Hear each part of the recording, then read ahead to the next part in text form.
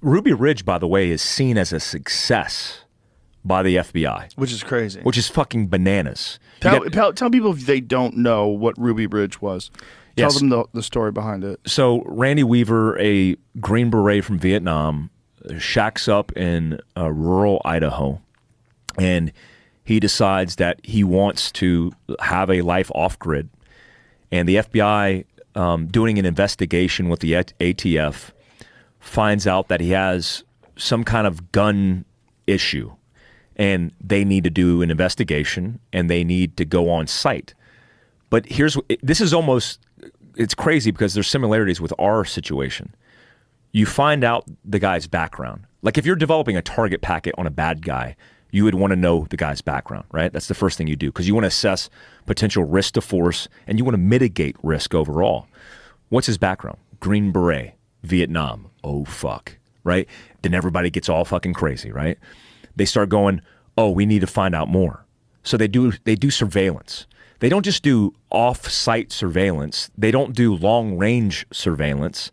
They get in ghillie suits and low crawl to his fucking cabin, right? In ghillie suits. His son and his dog are out on the property because it's his fucking property, and they discover these guys in ghillie suits. The son raises his rifle, shoots and kills one of the FBI guys, and the FBI guys kill his son. So what would you do if you own property in rural anywhere in America, you hear gunshots, and your fucking son's dead, and you don't know what's going on? And it's a bunch of dudes in ghillie suits.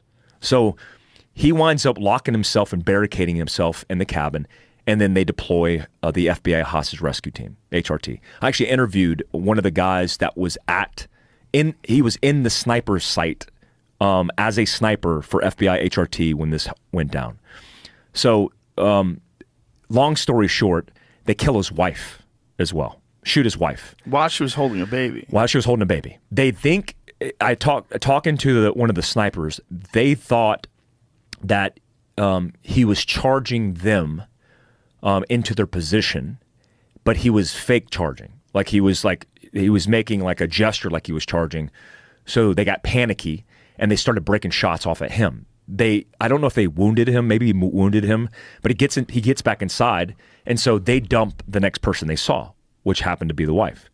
So they end up barricading the place even more, and his ex-commander is the one that basically does a call out and gets him to negotiate and then eventually gets him to surrender. So all this is said and done, the FBI is found in the wrong. They sue the FBI, they win. It's a insanely controversial topic, but if you look at the FBI, two of the successes, I mean, there was guys who got awards from the FBI on that fucking mission. Like even though it was proven that they were in the wrong. Yeah, even though it's proven they were in the wrong. Like Waco is a good example of it as well. But this is what I'm talking about. Like there's a breakdown between organizations in the government and their powers that be, and likely a tipping point of mistakes that cascaded into the catastrophe that it was.